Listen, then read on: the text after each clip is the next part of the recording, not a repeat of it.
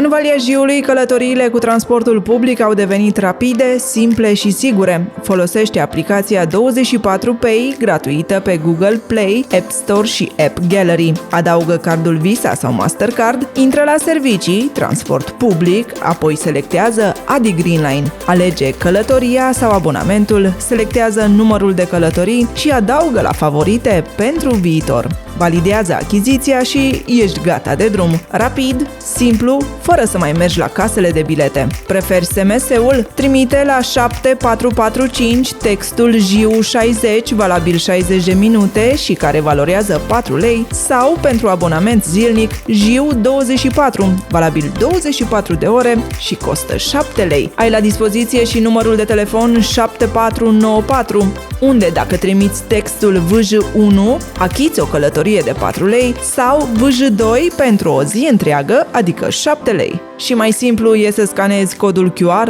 direct cu telefonul. Prezintă SMS-ul de confirmare la control și cumpără biletul înainte de urcare. Green Line Valea Jiului. Călătorește simplu, rapid și sigur.